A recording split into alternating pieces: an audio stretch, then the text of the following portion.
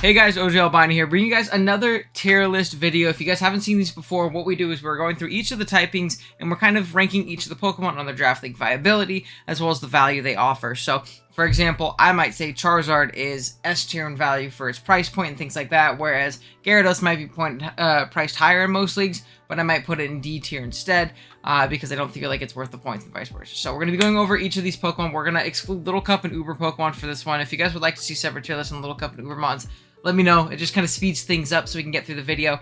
And yeah, if you guys enjoyed today's video, be sure to like and subscribe to the channel. I will be doing a giveaway for Scarlet and Violet. I'll be announcing the details for that. I'll be giving away a couple copies, so if you want to stick around for that, make sure you sub to the channel so you see that video when it goes live. Alright, with that being said, let's go ahead and jump on into it. We have, of course, the first one we get is probably the most iconic flying type, even though I kind of think of it as a fire type. One of the most iconic Pokemon in general, in regular Charizard, not Mega Charizard. I'm actually going to put Zard in C. I actually think with Boots this generation, it has a lot more defensive utility than it did prior. Now, there's obviously always a Talonflame and a Moltres that are kind of just more worthwhile, and we'll talk about those Pokemon a little bit later, but that doesn't mean that Zard has no value. You can still go with, like, gimmicky belly drum flame charge sets. You can go with like Dragon Dance variants. Under Sun, this thing actually has like no switching, so maybe you draft Sun, or maybe you have like a manual Sun Prankstermon, you get some value out of Charizard or something like that. Maybe like some Charizard plus Whimsicott cheese as your lower tier mons, because you know, they offer things outside of that. But I don't think it's a terrible Pokemon. It's not a Pokemon I've ever personally drafted, and I don't particularly see myself drafting it. But it definitely has value, so I don't think it's terrible.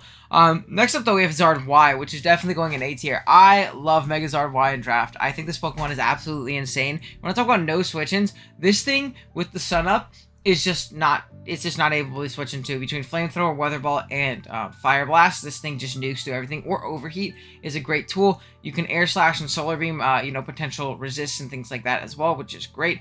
You got Focus Blast as well as for different rock types if, you know, particular Solar Beam doesn't hit them very hard or something like that. I don't know. You have Roost for reliable recovery. You can Flame Charge or DD up. Mixed variants are really solid. I've seen like DD mixed or DD physical Flare Blitz Zard be really strong despite like not a very high physical attack stat, just because of the Sun Boost and, you know, compounding attack boost and things like that. I've even seen Belly Drum go crazy before in a fair few amount of matchups, so I think this Pokemon is amazing. I really enjoy drafting this thing. I think you need good hazard control with it. I particularly love drafting Yard plus Sand. I think that's just a tried and true combo that does really well, and yeah, it's overall great Pokemon. Unfortunately, we kind of go from like two solid Pokemon to two really bad Pokemon back to back. We're gonna put Butterfree in D tier. I think Butterfree definitely has some kind of value and viability. It's just, I don't know, it's tough because why draft Butterfree? It doesn't particularly offer anything great to teams. We kind of talked about it in our bug video. You can like Compound Ice, Sleep Powder things. You can maybe Quiver Dance do things, but its speed tier is so bad. It's not the strongest thing in the world, and it's gonna be outspent by a ton of Scarfers or even just neutral Mons if they're fast enough. So I don't particularly see a lot of viability out of Butterfree other than like Sleep Powder shenanigans and things like that. So it's gonna stay in D tier. Thankfully, it's not as bad as Pidgeotto, which is definitely I guess a good thing for it, to an extent. I really don't even know what Pidgeotto does. I'm trying to think, or Pidgeot. See, I keep calling it Pidgeotto, which is super disrespectful. It's just a very mediocre Pokemon. If mediocre is a nice way of putting it. 1-on-1 being your fast attack, stat, and speed isn't that bad, but everything else is so middling, and there's so many other great flying types, and even normal flying types at that I just don't particularly see any viability. I've never seen this thing drafted, if that makes any sense, or if that's any indication at the very least. So I think D tier Pidgeot is pretty fair. But we'll move right back up with Mega Pidgeot. They definitely, like, I feel like this Pokemon was one of the Pokemon that needed a Mega the most, and I think they did a great job of designing a really, really fun Mega. Mega Pidgeot is awesome. With no Guard plus Hurricane, this thing is really, really tough to switch into. Having drawback-free Hurricane and Heat Wave is ridiculously annoying, in conjunction with U-Turn being able to grab momentum for yourself, Roost being able to heal up, being able to work up and set up, potentially, is a really cool option.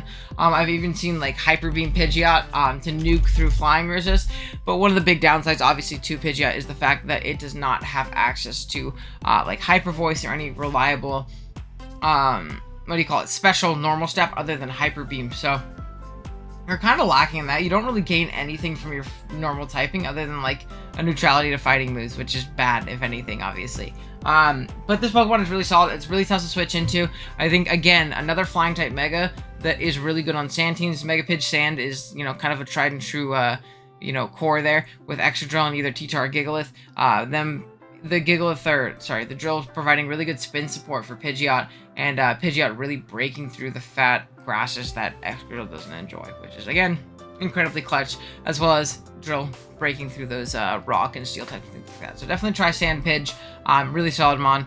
Next up, we have Fearow. I'm going to put Fearow behind Butterfree here. Again, just another normal flying type that doesn't really do anything. It's a little bit slower than regular Pidgeot, 1 point slower, but it's also 10 points faster, and it has access to a cool ability in Sniper, so you can potentially, you know, cheese through some things with that. You don't get Slash, which is really, really funny, and you kind of just really lack in normal stab now that Return is gone. I suppose you can run with, you know, like Facade, obviously. And then you get Brave Bird and U-Turn and, you know, the typical bird things. It gets Drill Run as well for fat rocks and steels, which is, again, a very valuable aspect to it. It gets Heat Wave for the one Ferrothorn you might play or something like that. But that, 61 special attack stat isn't doing it any favors in the mix department. So, personally, it's a Fearow. I don't know what else to say. But, again, we move up and back down and up again with our Golbat right here. I'm going to actually put Golbat in front of Zard. I want to talk about good defensive utility out of a low-tier Eviolite user. That is Golbat. Phenomenal defogger as well. This thing is ridiculously bulky with an Eviolite, incredibly hard to break. And on top of that, it has a phenomenal speed tier for a Pokemon as bulky as it plays in 90, allowing it to not be stall broken and do the stall breaking with like Taunt, Super Fang sets. You obviously throw off big Toxics. You throw off big potential U-turns to grab momentum for your team. You Brave Bird things down potentially sometimes. But really, you're just going to kind of be a general nuisance in Super Fang, Toxic, Taunt, Roost, Defog, things like that. You can even Haze to start setup because you're a little bit more passive and not the strongest thing in the world. So, Golbat, especially as a low-tier Eviolite user, is really, really solid. I think the one thing that holds it back is the sense that it, you know, needs good... it can't hold boots, obviously, because it's holding that Eviolite, so... It's pretty tough, but not the biggest deal in the world. Next up, again, we're back down to F. We're going to go ahead and put... I think I'm going to put it ahead of Pidgeot. I feel so bad for Pidgeot that Farfetch is getting put above it in viability. Whereas Farfetch has, like, genuinely awful stats, but it has base 90 attack, which is just 10 points stronger than Pidgeot. It at least has, like, Leak, which is funny, right? Raising its critical hit stage by 2. It also has Defiant as an ability. Allowing it to really get off some cheesy stuff. It can First Impression, I guess. It gets Brave Bird in close combat, and does it get U-Turn? It gets U-Turn, so, like, technically there's some things it could do. It gets Swords Dance plus Quick Attack, which is Stab, so you can potentially crit through some things there. You get Knock Off and Leaf Blade and Poison Jab, so, like, it has a better move pool. It's slow, it's frail, it's weak. It's better than Pidgeot, but it's obviously not very good, at the very least.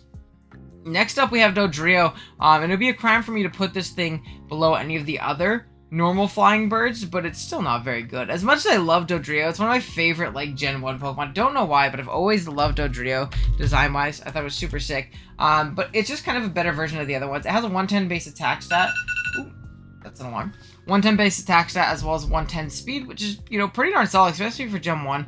It does kind of lack a good ability. It has Runaway, which has no usage, and Early Bird and Tangled Feet, which both are not very good.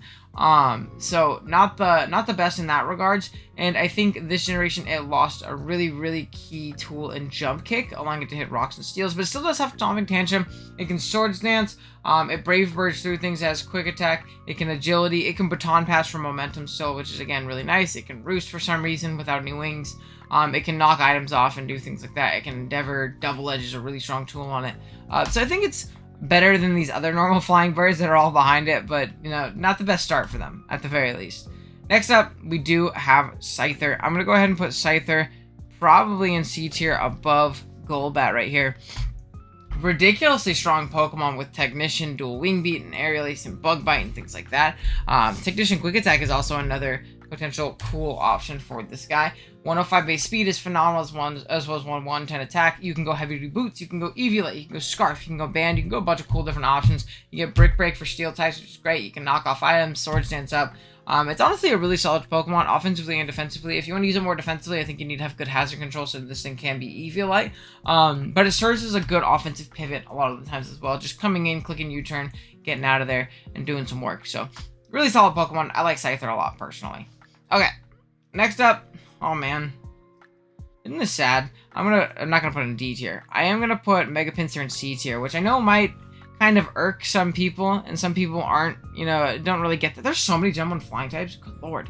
A lot of people might be like, hey, what the hell? Why is this Pokemon in C? Well, personally, I don't know. I feel like while it's okay, it can Swords Dance and Quick Attack and Double Edge through teams and things like that.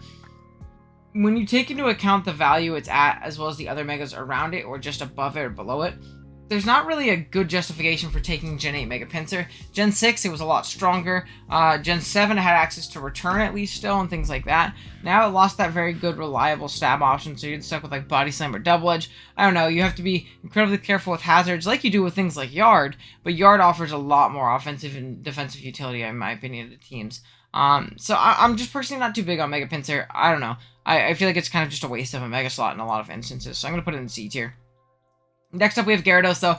Gyarados is going to be our first B-tier Pokemon. I talked about it in, I forget what video it was, but I feel like Gyarados is really underexplored. I think this one could be really, really cool. I know my buddy Jason just recently used it, and I think he enjoyed it. I don't know, Intim plus heavy-duty boots allows it to be a decent bulky water. I think Rest Talk Gyarados is actually incredibly annoying for a lot of teams to break.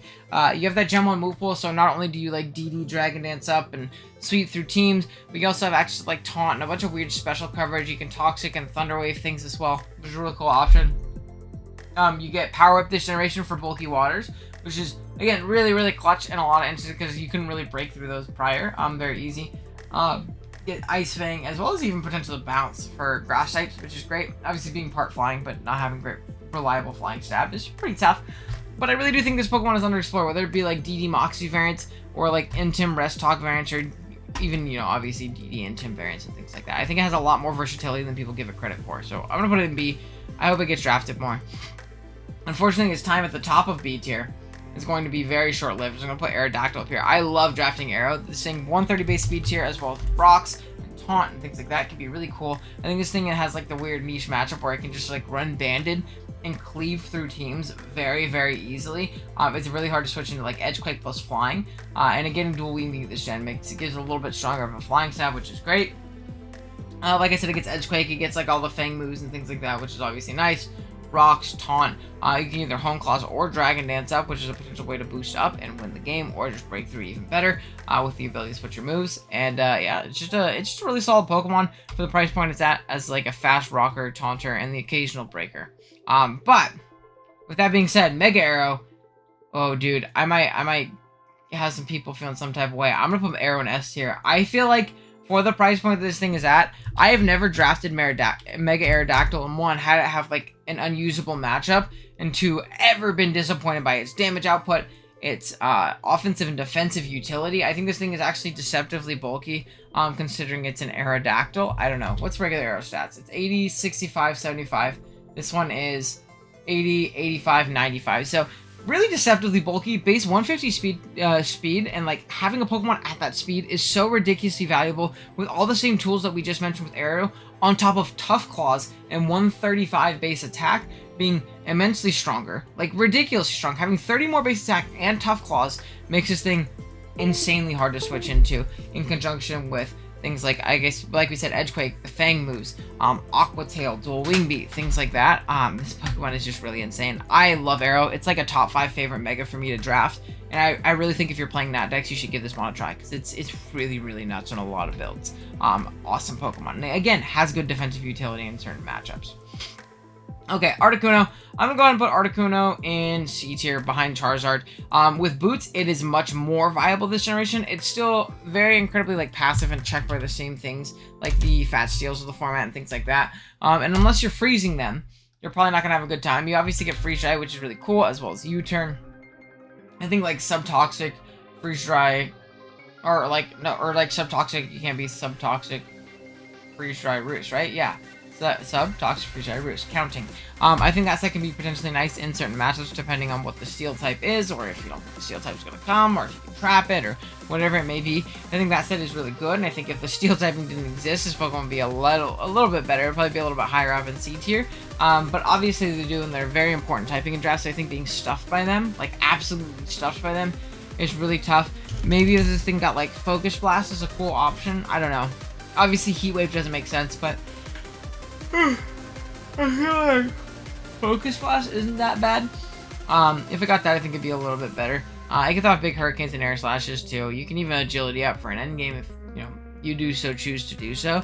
It's not too bad as a defensive or especially defensive wall, but there's better in my opinion.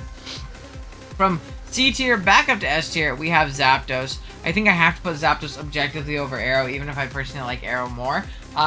Zap is amazing in draft. I think offensive Zapdos saw like a big resurgence this generation in getting Hurricane, giving it reliable flying stab, allowing it to really break through teams and do a ton of damage, which is awesome because electric plus flying plus fire and heat wave is really tough to switch into. You have 3 pivoting options in Baton Pass, Volt Switch, and U-Turn. You're typically going to use the latter 2, but having 3 options is cool. Maybe you play in a Baton Pass along League and you get to Agility Pass with your Zapdos, which could be cool. You can Agility up for potential endgames to win like that. You can Agility plus Metal Sound to get like a Throat Spree boost, as well as break down the Spadef of certain mons. So like that can be a cool stall breaking set. And again, not only like the good offensive utility, obviously Zapdos is amazing defensively. Electric Flying plus Boots as well, not having to deal with rocks anymore. It's insane. It was already good without it, but Electric Flying on its own with reliable recovery is a really solid defensive typing. And having access to static and pressure is 2 great abilities. Whether you be like a sub-roost pressure stalling variant, or you be just the typical static Zapdos that really is just an absolute nuisance. If you're playing in a matchup where you're going to get knocked off by something, you just go Rocky Helmet, get a little bit of chip, or some statics, and put yourself in a good offensive position with some good momentum. So I really like Zapdos. I think it's definitely an S tier Pokemon personally. But yeah, that's going to be Zap. Next up, I'm going to go ahead and put Moltres, I think, at the top of B tier. I really enjoy Moltres, man. I think this Pokemon is absolutely amazing. What's my time at for this video? 16 minutes. Oh, baby, we got to start moving. Because, we're in Gen 1. It's been 15 minutes. We're going to start moving. So we'll go a little bit faster now. Gen 1 gets special treatment as per always. But it's kind of the same defensive utility we talked about with Zard. But again, it gets U-turn momentum. It can burn things with Will-O-Wisp. You can be sub-pressure variants. You can be Flame Body, spread burns. You can be offensive variants and win the game like that. Because Fire plus Flying is just really annoying to switch into in general. And I got Scorching Stance this gen to hit those rock types very hard. Which is, again, a really cool option. I think Sunny Day Moltres variants are really cool. I've seen Sunny Day weakness policy sets do some work. And again, not having to worry about rocks this gen. Really skyrocketed this thing's viability for me. Next up is D-Knight. I'm going to put it in S tier. Again, below Aero, I think. I love D-Knight. I want to try it again soon. It's been a long time since I've used it. But I think it's very solid. Being incredibly versatile, whether it be DD sets, Banded sets, special variants with Agility, or just special 3 attacks roost sets. Specs variants, especially defensive Heal Bell shenanigans or Toxic and things like that. Getting Dueling B this gen was phenomenal, so I think Dragonite is great. We're going to put it in S tier. Now we're finally on to Gen 2. I can kind of start putting these bad Pokemon down here. I'm going to go ahead and put Noctowl at the top of D tier. It has some cool things it can do. It can Nasty Plot and Agility up. It has a cool ability in Tinted Lens, which is really good in conjunction with the Flying typing that has some pretty annoying resistances like Steel and Rock and things like that, and Electric, making those Hurricanes hit that much harder off of, a pretty mediocre 86 special attack stat. So, there's gonna be that one guy who yells at me in the comments for yawning again. But yeah, it's a decently solid mon. It's nothing crazy though. If you're, again, if your highest stat is base 100 and that's in your HP, you're kind of not the strongest Pokemon in the metagame. I'm gonna go ahead and put Ledian at the bottom at D tier. We're gonna make Pidgeotto feel a little bit better. I'm not gonna explain why Ledian's bad. If you don't know why Ledian's bad, just go on Pokemon Showdown, go on Smoke On, look up its move pool, and look up its stats. That's it. Crobat. I think I'm actually going to put Crobat here in B tier. Again, 130 speed is phenomenal. It does pretty much what Golbat does. It's a little bit less bulky, but a little bit more offensive, which is great. A little bit more versatile in the sense that it can hold a bunch of different items, and it's allowed to avoid rocks and boots, which is great. Really fast defog, really fast taunt, really fast super fang. So it's a good stall breaker. It can Nasty Plot as well because it has a little bit higher of a special attack stat. So that in conjunction with Hurricane, Sludge Bomb, Heat Wave, Giga Drain, things like that can actually do a lot of work to unsuspecting teams. I've been put in a bad position by Nasty Plot Crobat a fair few amount of times in my career. So really solid Pokemon. I'm gonna go ahead and put this Pokemon right down here in D tier, probably behind Dodrio. I know a lot of people are big Togetic fans. I recently drafted it to give it a chance. It's just so fucking passive, man. I really don't enjoy the passivity. It's really bulky, but obviously rocks are going to be up. You lose to most rockers because you're so damn passive with your 40 attack and 80 special attack. But they can usually set up the rocks again and beat you, particularly because a lot of them are obviously rock types. So it's not the best defogger for itself, which is really annoying, and keeping hazards off for your Togetic to not be too KO with the thing it's supposed to check, it just really isn't worth it in my opinion. So I'm going to go ahead and put it in D tier. I really don't like that Pokemon. We have another one though here in Xatu. I'm going to put Xatu, honestly, above Megapincer, which seems pretty crazy, but I really enjoy the value that Xatu offers in Magic Bounce. Again, heavy duty boots, the word of the video. Really solid with this, as it's an incredible hazard deterrent now, being able to come in on rocks, hard on rocks, and bounce them back, as well as not having to take them if we're switching in on them, being able to defog. It can set up Trick Room, which is a cool aspect of it. Trick Room plus Teleport to get out into something slower with slow momentum and throw out some big hits. Being able to potentially Calm Mind up and win with that as Heat Wave, and again Air Slash and Psychic and Giga Drain, a bunch of cool options like that. Just a very solid utility mon, and a very solid speed tier 95 for, you know, the decent bulk that it does have sometimes. And again, boots really kind of up its longevity. Next up is Jumpluff. I'm gonna put you ahead of Farfetch. Jumpluff is Jumpluff. Again, this seems like I'm on the Amel draft, but nobody else. What does this thing do?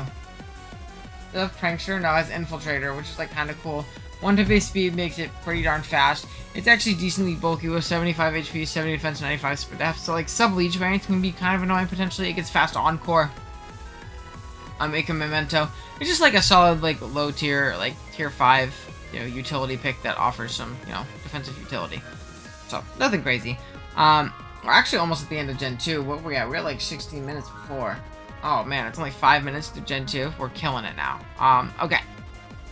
Next up, we have, I almost said Skiploom. We have Gligar. I'm going to put Gligar above Golbat. I think it's much better than Golbat as that low tier EV. No, I'm going to put it above Scyther. Look at these 3 EV-like guys just chilling right here. I think Gligar is amazing. It's incredibly bulky with an EV-Light. It can U-turn to grab momentum like the other two, but it's not weak to rocks, which is incredible. So it's a phenomenal defogger. It beats most rockers with secondary ground typing. In a generation where hidden power doesn't exist too, it's a phenomenal electric check, which is very valuable out of your ground type. It can even like sword stance up and like break through fatter teams and be really obnoxious. As a solid speed tier for its for, you know, the Pokemon that it is and things like that as well. What is it, 95 still? No, it's 85. Glide score's 95, my bad. Incredibly solid physically, defensive-wise, and you can invest in your Spadef to absolutely chew things up from a lot of Pokemon. So, this Pokemon's really good. I enjoy Gligar a lot, and it can't get toxic with Immunity. Which, again, really clutch on a Pokemon like this that is so bulky, but potentially a tiny bit passive. But again, still 75 base attack, which isn't terrible, in conjunction with like knockoff and high base power moves like Earthquake and things like that. So, it's decent. Next up, we got my boy Delibird. We're gonna go ahead and put Delibird probably behind Togetic. It offers some utility in like spikes, spin, memento, things like that. And it's decently strong if you can position it in. It's just so slow and so frail. The only reason it's been doing so good for us in MLG is because we can obviously Dynamax it there, which makes things a little bit different and a little bit easier for us. But overall, it's still a Delibird at the end of the day. Okay, next up we have Mantine. I'm gonna go ahead and put Mantine in C tier. I'm personally not a big Mantine fan. I'm going to go ahead and put it behind Xatu. It's very bulky Spadef-wise, incredibly bulky Spadef-wise, but it's very passive, and it kind of gets run through by any physical attack ever. So I'm not the biggest fan there. I think Swissum variants are very bad. I think this Pokemon in general is just a little bit too weak for my liking, and is very easily exploitable in my opinion, obviously. So, it can like haze and defog and stuff like that too, which is cool, and reliable recovery, I suppose. I'm going to go ahead and put it in like a low C tier, mid to low C tier. Next up, we finally get to go back up to the higher tiers in Skarmory. Skarmory is obviously very good, whether it be setting up both hazards or defogging them away, which is really clutch. It got Body Presence Gem, which is incredible on top of its ridiculous physically defensive stat of 140, giving a really strong move, especially something that hits a lot of flying resist really hard. You can still Brave Bird, and despite, again, being pretty darn passive with 80 special attack or 80 physical attack, Brave Bird is just a high base power move enough to where it's hard to switch into regardless of what you are. You can Roost, you can Iron Defense or Curse. I've even seen Sword Stance, Weak Armor that's do work, or obviously there's like that Hyper Offense, like Sturdy Custap Skarm that either like, you know, gets off a good taunt at the end as it gets off its Custap Berry, or it gets up 2 later. So hazards, whatever it may be. Skarm overall is just very, very solid. Good mon, for sure. But Beautifly, I'm not even going to explain it. It's just, honestly, it's worse than Pidgeot. It's just worse, what do you call it, Butterfree. That's it. I'm not going to sit here and spend time explaining why this Pokemon is terrible. That's why it is where it is.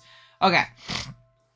Next up, we have Swallow. I'm going to go ahead and put Swallow, honestly, right behind Gligar in C tier. I think Swallow's amazing.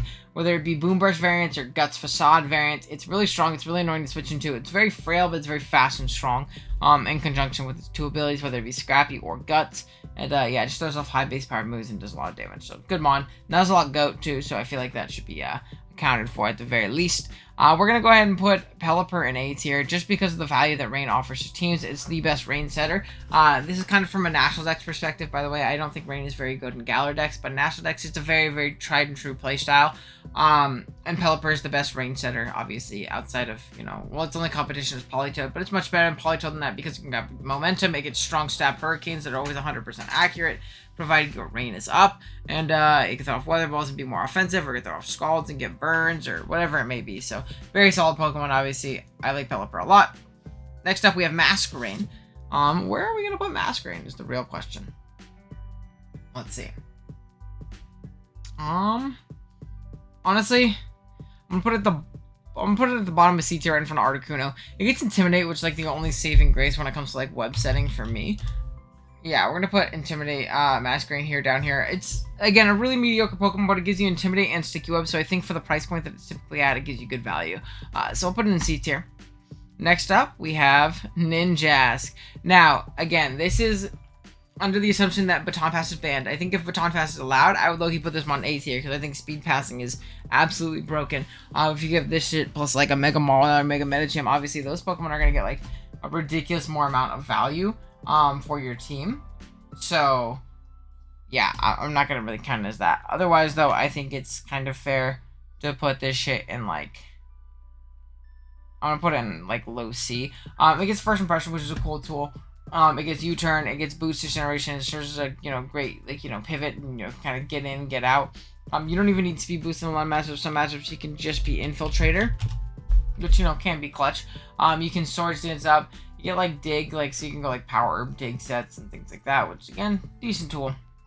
And again, having a Pokemon this fast is potentially incredibly valuable, so I don't think you can, discount it all too much, at the very least.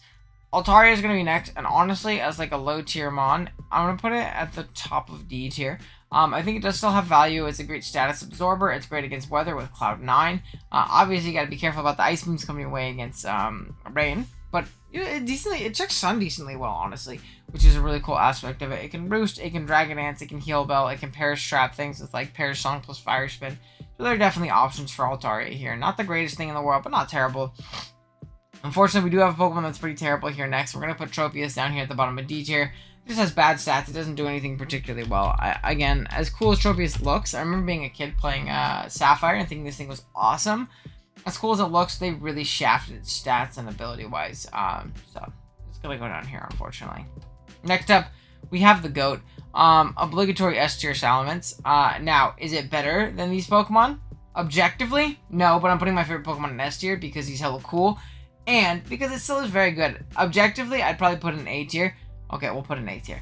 Objectively, we'll put it in A tier. I like this thing, and I personally enjoy it more than Dragonite. I think Dragonite might be objectively better, but I love Mence with Intimidate. Alongside Boots makes Fat Mence so much better. Wish Mence is the truth, trust me. Mixed Mence or Special Mence is phenomenal. Dragon Dance or Scarf Moxie variants are incredible as well. It's just an overall really solid Pokemon. It can fit a ton of roles that a lot of people don't really think of, too. So, great mon overall. And that's all the way through Gen 3. Let's see, what are we at time-wise? 29 minutes. Oh, we're zooming. We are zooming. Oh my god, there's still so many, though. Okay. Gen 4. Gen 4 doesn't have a lot of flying types, does it? Nah, we think I can get through a little bit. Okay. We got Raptor next. Another underexplored Pokemon that doesn't get drafted very often. I'm going to go ahead and put it in B tier. It's really hard to fit this thing on, but if you can, with Reckless, Brave Bird, and Double Edge alongside Close Combat, it's an absolute nuke. Doesn't do much otherwise, but it's very solid. I'm going to put Shitty Mothim down here. And Shitty Vespiquen a little bit higher.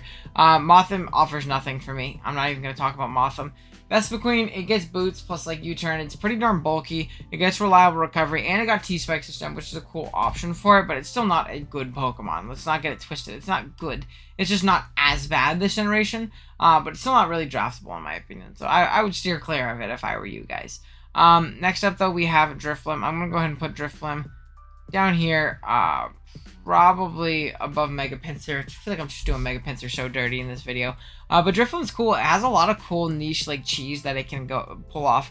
Not even in just Baton Pass leagues. Obviously in Baton Pass leagues it could be super aids, but like I drafted this in BBR where they like give us no budget like a year and a half, 2 years ago. And I was like running like Keyberry, Calm Mind variants with like Strength Sap and things like that, which was again a really cool option. And obviously it can Calm Mind, it can Will-O-Wisp and Hex things, it could be just a general nuisance. It's Aftermath to potentially chip things down.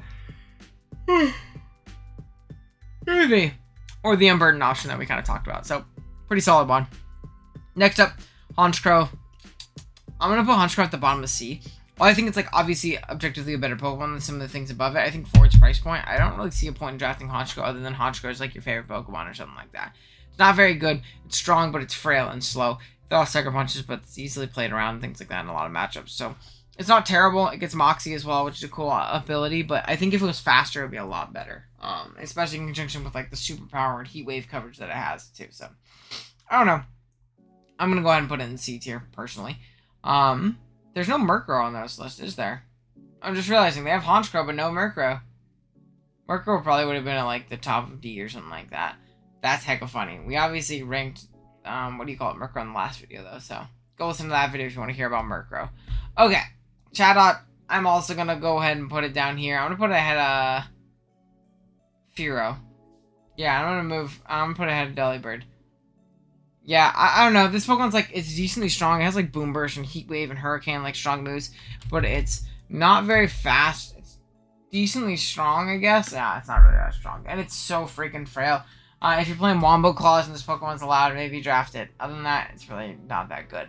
Then we have Togekiss. I'm going to go ahead and put Togekiss in A tier. I don't think this is too crazy. I think for its price point, it's amazing.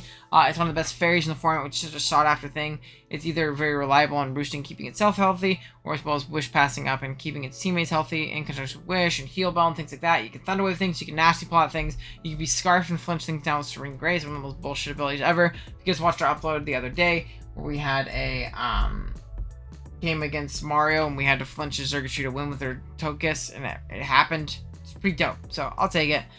Next up we have Yanmega. I'm gonna go ahead and put Yanmega probably right here. I think this thing is really underexplored in like how strong it really is. Whether it be tinted lens sets with like a Specs or like Life Orb speed boosting variants can be really, really cool. I've also seen Throat Spray Bug Buzz do a little bit of work with speed boost, allowing it to get +1/+1 pretty much immediately and put in some work. It really struggles with steel types, but again, tinted lens kind of lets it blow through them with like tinted lens spec sets, so that could be really valuable for the rest of your team. And yeah, just decent Pokemon overall.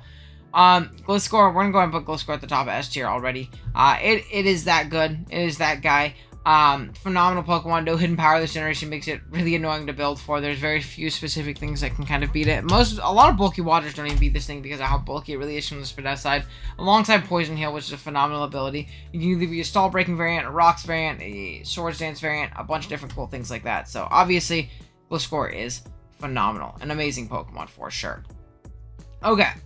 Rotom Fan. I'm actually going to be pretty crazy. I'm going to put a Rotom Fan really high in C tier because I love this Pokemon with boots. Obviously, it has a useless ability. It's levitating a flying type. Yeah, no shit. However, it's still very good. I think the electric flying typing, as we talked about with Zapdos, is incredible. Alongside the ability to, you know, be able to Volt Switch around pretty freely, spread a bunch of status, Nasty Split up, Pain Split up. It's a Rotom form. It's just a flying type, which is, you know, potentially very valuable in a generation where boots do exist. In the game. So I think this Pokemon's very good, and I'm not going to just keep it low because useless ability. I don't know. I think that's dumb. Okay. Next up, we have Unpheasant. What the fuck does Unpheasant do? It's pretty strong, actually. 115 base attack is not that bad, alongside having Super Luck, plus, like, high crit moves. I'm not going to explain it too much. We're just going to go ahead and put it probably behind Dodrio. I'd rather have Dodrio, personally, because it's faster. This thing's a little bit stronger, but it's a lot slower. So, we're going to go ahead and put it down here below Dodrio. It's not great. It's like a Pokemon, you know. You know how it is. Swoobat, Swoobat actually will also put at the bottom of C tier. I'll probably put it above Ninjask right here. It has uses on specific niche teams. Sorry, my thing like went crazy on me. It has like utility on specific niche teams, but overall it's still a Swoobat. It's still really not that bulky even when you start compounding boost and things like that. And that really is its whole gimmick. Is simple, plus like Calm Mind, plus like a Terrain Berry or like a Key Berry or something like that. You can just go to work like that with like Store Plug plus Air Slash or Heat Wave or whatever it might be. But yeah, at the end of the day, it is just a Swoobat, and Swoobat's not the best thing in the world otherwise too. So if you don't have like that cheesy matchup too, you basically have a waste of space in your bench, which is is obviously not very valuable in its own right. Okay, next I'm gonna have Sigilyph. I'm gonna put it right behind Xatu. I like both of them a lot. They obviously do much different things. Xatu is much more of a team player, where Sigilyph, I think, offensively is phenomenal in conjunction with Magic Guard. One, not making it run boots, but two, allowing it to run like Life Orb variants very freely with phenomenal coverage. You can even Cosmic Power Up. I swept DRA 6-0 with a Cosmic Power Sigilyph back in APA, which was really funny. So it's obviously a very solid Pokemon, and it's really, really obnoxious, whether it be with like Calm Mind variants, Bulky Roost variants, Psycho Shift variants with like a Flame Orb or like a Toxic Orb or whatever it might be, you know, spreading status that way. So again, very solid Pokemon. Like it a lot. Okay, Archeops. Archeops has a ton of value in my opinion. I really do enjoy this thing. It is weak to rocks, but getting boosted generation was awesome. It's ridiculously strong, ridiculously fast. Obviously, its ability in Defeatist really does hold it back, but it's not that bad. I'm actually going to go ahead and put it pretty high up here. We're going to go ahead and put it above Mantine. I've drafted this thing multiple times. It's a good, fast, offensive rocker. Forces switch, and it's a good suicide lead with like Endeavor and Head Smash and things like that. You get up rocks and you can taunt things, and you can go mix or special as well with like Meteor Beam variants and having Earth Power and Heat Wave and things like that. Like 112 or something like that. Special attack, 110 speed's great. It's a good Pokemon overall for sure. Okay. Next up, Swanna. What the fuck does Swanna do, bro?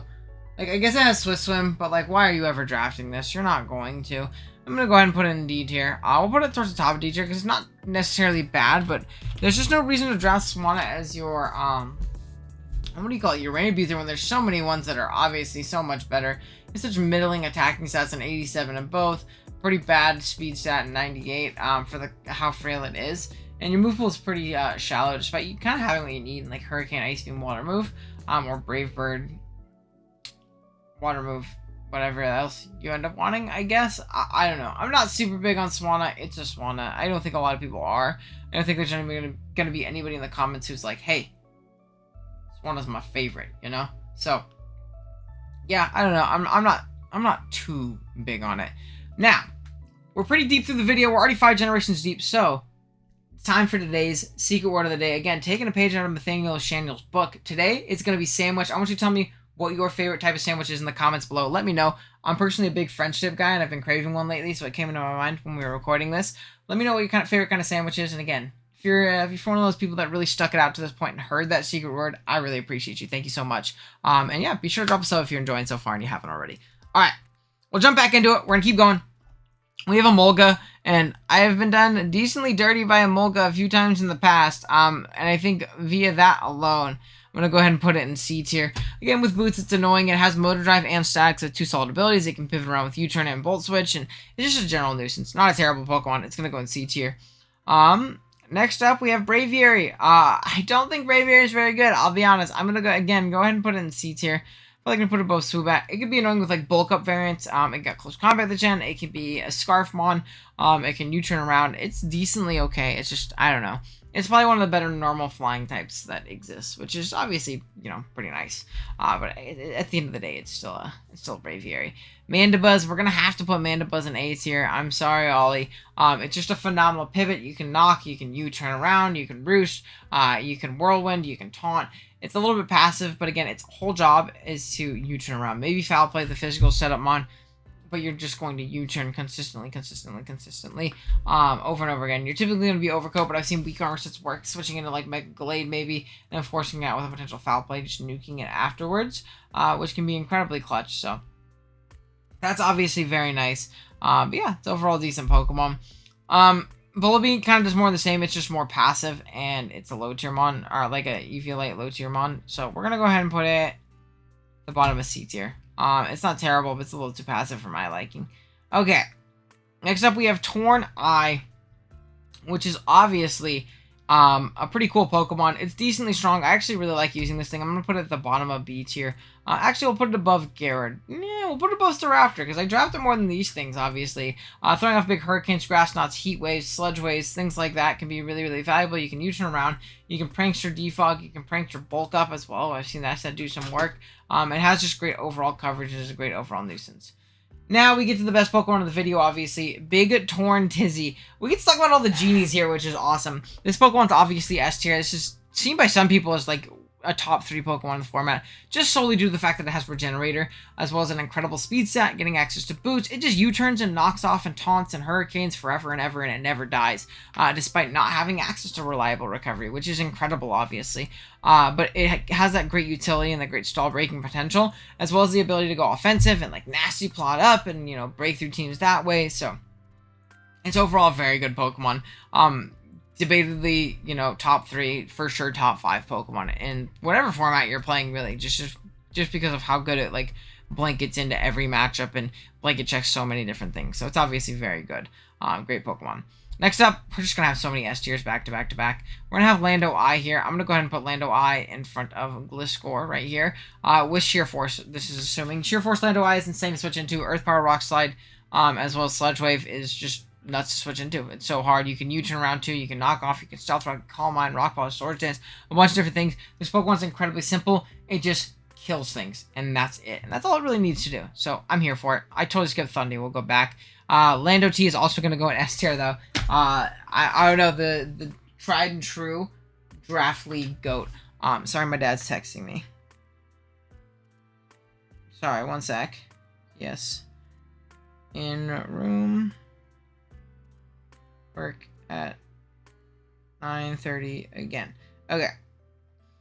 So, back to it though. Lando T, obviously the GOAT. Insane, one of the best abilities in the game. This thing is ridiculously strong. What's the base attack stat? 145. So again, just kills things. Even with little to no investment, Lando T is not fun to switch into and has great defensive utility, whether it be lefties, bulky sets, or like Assault Vest Landers, or different things like that. It's a phenomenal Scarfer. It checks pretty much every electric type in the format, which is great. It's, again, just a great blanket check that 90% of teams can't deal with it. So, again, really solid. It can Sword Dance, it can Rock Polish, it knocks off, it rocks. It does so many different things, and it does them very, very well. So, I love Landers. I'm using it in Gen 6 League right now, and I'd love to use it in Gen 8, because I have not gotten a chance to use it in, like, a Gyarados League, which I think would be really fun. But yeah, it's an amazing Pokemon, obviously, and it's drafted all the time for a reason. It's got its infamous, you know, what do you call it? Reputation for a reason. Okay, we'll go on to Thundy next. We're going to go ahead and put both Thundys in A tier. I'm going to talk about both of them really quick. I prefer Thundy I to Thundy T, but I love both of them. Thundy I is a little bit faster and has access to Prankster, so has a little bit more utility, which I personally prefer.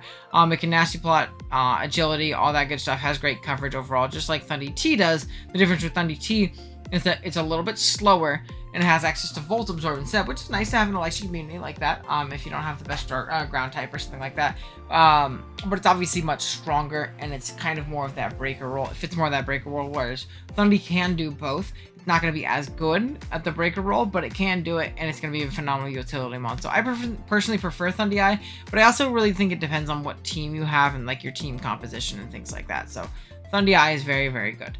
Phenomenal Pokemon, in fact. Okay. Talonflame. We're going to go ahead and put Talonflame right here in B tier. I'm going to go ahead and put it, honestly, in front of Torn. Again, we've talked about it already with 2 other different Pokemon, but the defensive utility that Flying and Fire gives in conjunction with not having to deal with rocks is incredible. Again, Flame Body is a phenomenal ability, spreading burns, which is really great for Talon if it's not Will-O-Wisping everything as it already can do. But Gale Wings is a great ability too when we're at full HP, allowing us to have priority on our flying moves, whether that be Brave Bird, which is obviously going to take us out of it, but still nice to have a priority Brave Bird, and Dual Wing Beat, or Tailwind even, and things like that, which is really clutch. You can bulk up, Sword Dance, U-turn around, Will-O-Wisp burn things. You can be special, physical, whatever you might want to be. It's pretty, it's not the strongest thing in the world, like on stats alone, but I think the fact that it has really high base power moves kind of makes up for that. So, really solid Pokemon. Vivillon, I'm going to put Vivillon in front of Butterfree. I already said Beautifly is worse Butterfree. This is better Butterfree. That's it. I'm not going to talk about Vivillon, why it's good or not good. Next up, we have Hawlucha.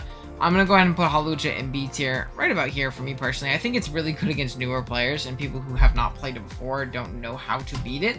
But I think a good player knows how to kind of combat terrain plus Lucha very well. But also in the same sense, a good player knows how to use Lucha well outside of terrain, whether it be like Scarf variants, bulky defog variants, just a general nuisance, having U-turn, being a good Scarfer, even banned Lucha I've seen work, or like SD Mold Breaker for like the Clefable, and then being like SD Brave Bird and just ripping through the Clef, which is again very, very clutch. So I think Lucha is solid overall. I've even seen it check Urshifu before, which is really funny. Now it doesn't do so very well, but it does do it. One more Gen 6 Pokemon. We are flying through at this point, which is phenomenal because the first part of the video took a little too long. I kind of elaborated on the Gen 1 Fearos a little too long. But we have Noivern. I'm also going to put Noivern in B tier. I think Noivern is great. I'm going to put it, honestly, almost at the top here. Phenomenal speed tier, very good offensively, good pivot. It's Infiltrator and Frisk, which are two great abilities in the Draft League format. It can defog, it can taunt, it can just be a general nuisance. It can flamethrower for steel types, which is incredibly clutch. And then just big Dracos and Hurricanes otherwise. So it's a really good Pokemon. Decently strong with high base power abilities basically, and really fast, good utility, great mon. Okay, now we can move on to the very mediocre flying types of the early Gen 7. We're going to go ahead and put Toucannon in D tier, right above Farfetch'd, as I think that's where he belongs. Very slow, decently strong, has a cool move pool, but really slow, not the bulkiest thing in the world. It's a Toucannon. I don't know what you want from me. As for the Oricorio forms, I'm going to put them in D tier as well. I'm just going to put them all around the same. I'm not going to spend the time to rank each and every one of them. I think they all have utility. I think if you draft Oricorio, it's cool that you get all 4 forms in most leagues, which I think is really clutch. And it has the ability to just be a general overall nuisance. And if your opponent isn't prepared for them or prepared for specific typing, it can be annoying. But again, at the end of the day, I hate kind of explaining it like this, but it is an Oricorio. Okay, next up is Minior. I'm going to go ahead and put Minior in C tier, probably above Ninjask right here. Has the ability to shell smash up and just kind of win games and go cleave through teams. But I think that it's really tough to play around its ability. Shields down, making sure that you get below half so you actually have the speed that you need and the power that you need. But making sure that we're living hits that we need to as well and things like that. It could be physical, special, it could even be a rocker, it could even be shell smash plus boom to pretty much just net a KO immediately. Which again, a really clutch aspect of Minior. So, not the worst Pokemon in the world, not the best though. Okay, we got Selly, and I am a big, oop, wrong way. Oop, wrong way.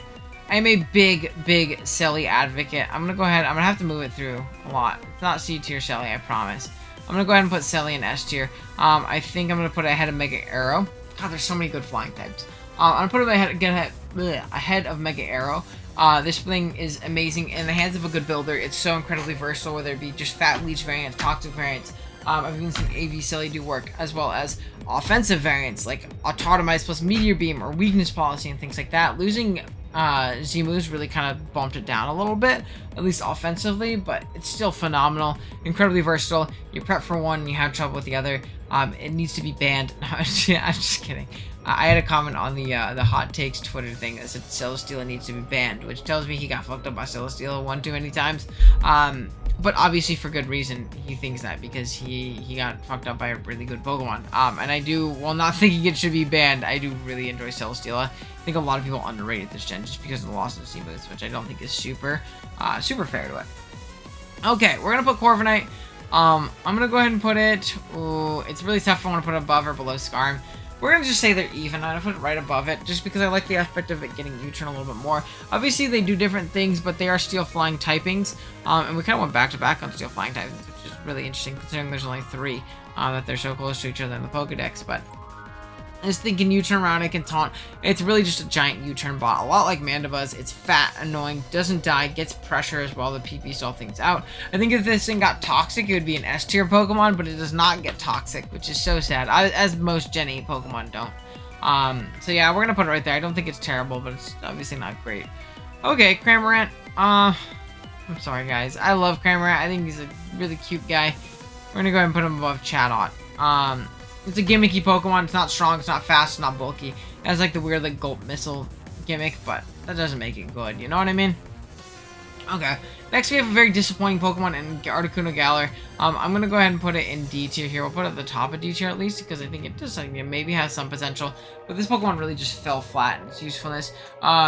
Psychic plus Flying is a good typing, especially in conjunction with Competitive, but I think the fact that it just has such a shallow move pool really shatters this thing. If it got like Aura Sphere or Earth Power, which would make sense as a Psychic type, as a lot of Psychic types got those moves, I think this thing would be so much better, but unfortunately, it didn't get them, which is really, really tough for it. I think it would be a lot more viable if it did. It's actually the only one of the Galarian birds that has Recovery. It got Recover.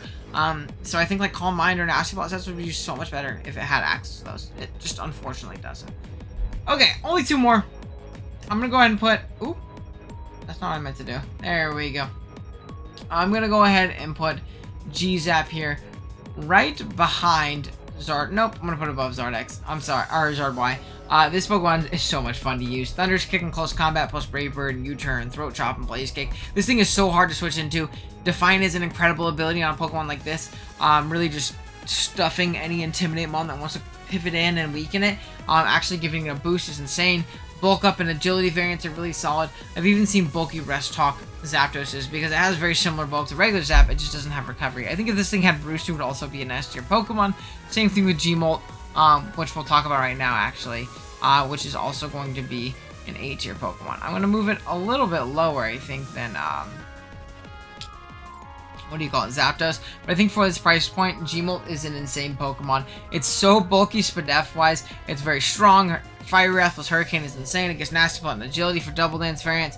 I think Weakness Policy is great. It can U-turn, it can Sucker Punch. You can do a ton of things. If this thing just got Roost, it has Mandibuzz comparable bulk. If this thing just got Roost, it would be an S tier Pokemon. 100% for me personally, because I love it as is, and if you give this thing reliable recovery, it's ridiculously insane. Then we're going to leave these next 3 alone because I don't have an informed enough opinion on these 3 to say whether or not they'll be good.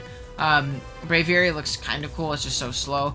And then Enamorus looks pretty good depending on its move pool, what it gets contrary-wise. And then Enamorus therein doesn't look very good. Maybe its move pool will surprise me and they'll get a Roost. If it gets a Roost, it'll be pretty nuts. But that's going to be our Flying type tier list in under an hour. Let's do it, baby. But yeah, let me know what you guys think of my tier list. Tell me if I'm a dumb idiot. Again, make sure to let me know if you got the secret word of the day we got earlier in the video, as well as sub to the channel. Like I said, at one point we are going to be giving away a couple copies of Scarlet and Violet, so make sure you sub to the channel so you get more information on that in the coming months as I announce that giveaway. And yeah, with that being said, I will see you guys in the next one. Later.